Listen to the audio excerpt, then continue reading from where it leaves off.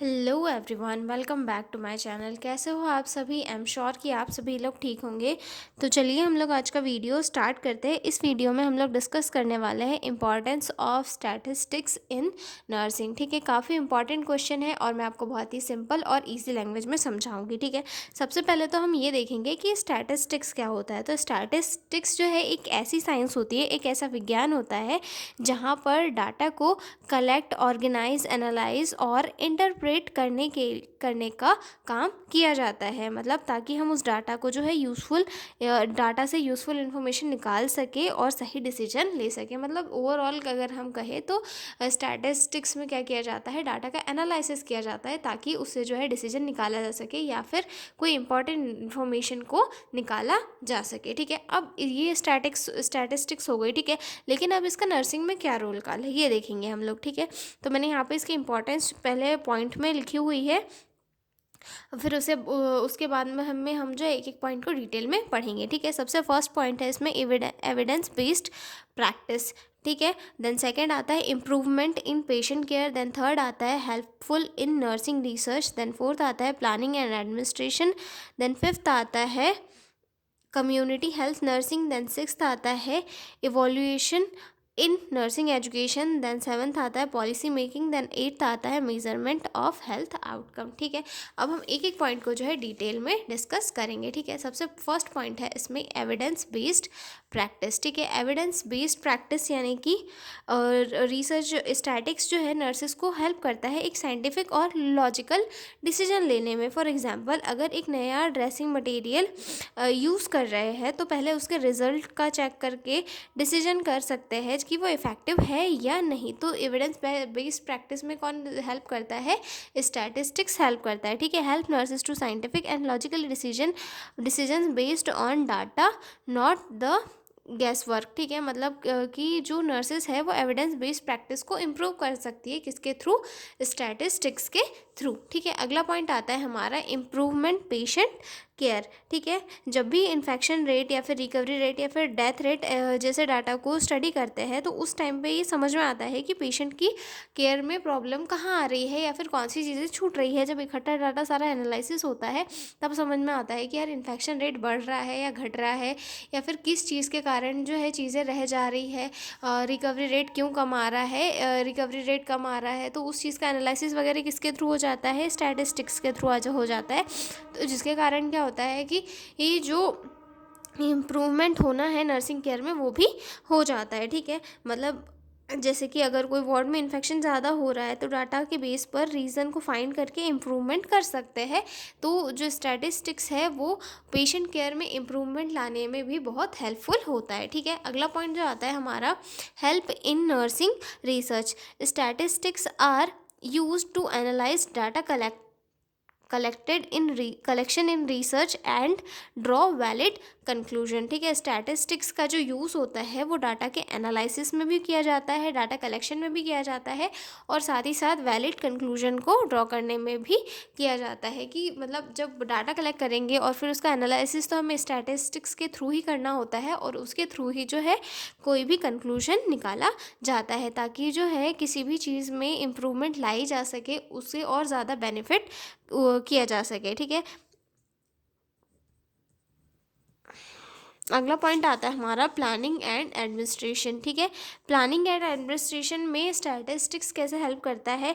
Hospital में staff की requirement, budget और वर्कलोड डिसाइड करने में स्टैटिस्टिक्स जो है हेल्प करता है, क्योंकि इसमें जो न्यूमेरिकल फॉर्म वो प्रेजेंट होते हैं जिसके थ्रू डाटा का एनालिसिस और इन्फॉर्मेशन वगैरह मिल जाती है। तो जो हॉस्पिटल में स्टाफ की रिक्वायरमेंट है या फिर एडमिनिस्ट्रेशन डिपार्टमेंट में जो भी क्वेरीज है या फिर जो भी चीज़ें हैं वो स्टैटिस्टिक्स के थ्रू क्लियर हो जाती है। फॉर एग्जांपल, एक वार्ड में 30 पेशेंट एडमिट हो रहे हैं, उसके हिसाब से नर्स पेशेंट रेशियो का प्लान किया जाता है। तो इसमें किसकी हेल्प ली जाती है? स्टैटिस्टिक्स की हेल्प ली जाती है, जिसके थ्रू डिसाइड किया जाता है कि कितने पेशेंट के ऊपर कितनी नर्सेस रहेगी और कितने पेशेंट क्रिटिकल है और कितने पेशेंट नॉर्मल है। इन सारी चीज़ों का जो एनालिसिस है डाटा का वो किसके अंदर किया जाता है? स्टैटिस्टिक्स के अंदर किया जाता है। ठीक है, अगला पॉइंट आता है कम्युनिटी हेल्थ नर्सिंग। ठीक है, कम्युनिटी हेल्थ में स्टैटिस्टिक्स कैसे हेल्प प्रोवाइड करती है? Use to identify community health problem, disease rate and plan health programmes, ठीक है। जब भी मतलब कम्युनिटी में कोई डिसीज़ फैल रही है तो कितने एरिया में फैल रही है, कितने लोगों को हो रही है, या फिर कहाँ कहाँ पर हो रही है, किस जगह पे मदद पहुंच चुकी है, किस जगह पे मदद नहीं पहुंची है, इन सारी चीज़ों का जो डाटा है वो कलेक्ट किया जाता है। और साथ ही साथ उसका एनालिसिस किसके थ्रू किया जाता है, स्टैटिस्टिक्स के थ्रू किया जाता है। ताकि उससे क्या होता है फिर कि वहाँ पर जो लोग हैं उन्हें प्रॉपर केयर प्रोवाइड की जाती है। तो स्टैटिस्टिक्स से जो है कम्युनिटी हेल्थ प्रॉब्लम समझने में मदद मिलती है और उसका सॉल्यूशन और एनालिसिस करने में भी काफ़ी हेल्प मिलती है, ठीक है। फॉर एग्जांपल, अगर किसी एरिया में मलेरिया के केसेस बढ़ रहे हो तो डाटा के बेसिस पर प्रिवेंशन और के प्रोग्राम जो है गवर्नमेंट बना लेती है, ठीक है। तो ये आ गया समझ में कम्युनिटी हेल्थ नर्सिंग में। अब उसके बाद जो अगला पॉइंट आता है, इवोल्यूशन इन नर्सिंग एजुकेशन। अब नर्सिंग एजुकेशन में इवोल्यूशन के लिए कैसे यूज़ किया जाता है कि ये जो स्टैटिस्टिक्स होता है उससे टीचर अपने स्टूडेंट की परफॉर्मेंस और टीचिंग मेथड की इफेक्टिवनेस को चेक कर सकता है। मतलब फॉर एग्जांपल के लिए एक क्लास में एवरेज मार्क्स निकाल कर समझा जा सकता है कि टीचिंग मेथड इफेक्टिव है या नहीं। जैसे एक क्लास में पढ़ा दिया और फिर देख लिया कि भाई बच्चों को समझ में आ रहा है या नहीं आ रहा है, तो वो सारी चीज़ें वहाँ से एनालिसिस हो जाती है। तो वो उससे टीचर क्या एनालिसिस निकालता है कि मैंने जो पढ़ाया है वो टीचिंग मेथड इफ़ेक्टिव है या नहीं।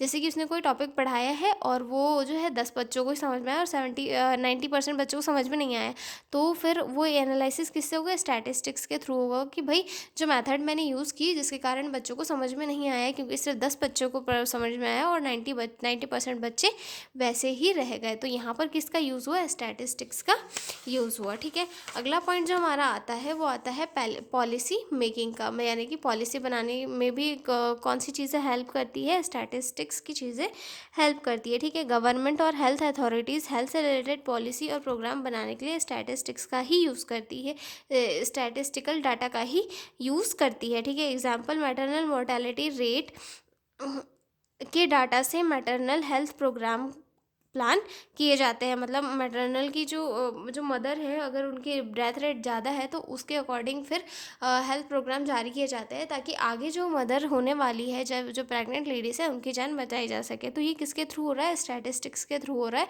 क्योंकि डाटा कलेक्शन और डाटा का एनालिसिस उसी के थ्रू किया जाता है, ठीक है। अगला पॉइंट जो आता है हमारा, मेजरमेंट ऑफ हेल्थ आउटकम्स, ठीक है। स्टैटिस्टिक्स की हेल्प से हम लोग जो है mortality rate, death rate, recovery rate और इन्फेक्शन रेट निकाल कर क्वालिटी वगैरह चेक कर सकते हैं केयर की। मतलब कि जैसे कि पहले जो है कोई दूसरी हाइजीन मेंटेन करने की प्रैक्टिस थी, उसके बाद में उस टाइम पे हमने डाटा कलेक्ट किया कि अरे यार इन्फेक्शन बहुत ज़्यादा बढ़ रहा है, ठीक है।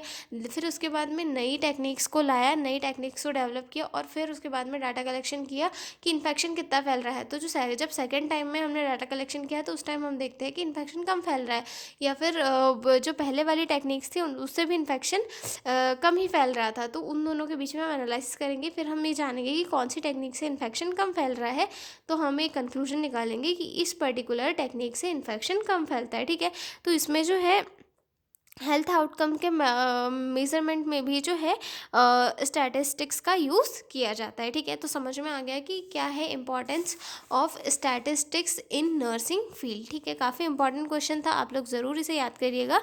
तो मिलते हैं अगले वीडियो में एक नए क्वेश्चन के साथ, तब तक के लिए बाय बाय, बने रहिए मेरे साथ। और अगर आपको PDF नोट्स की रिक्वायरमेंट हो तो डिस्क्रिप्शन में मेरा मेल दिया हुआ है, उस पर कॉन्टैक्ट करके आप लोग PDF नोट्स ले सकते हो। तो मिलते हैं अगले वीडियो में, तब तक के लिए बाय बाय।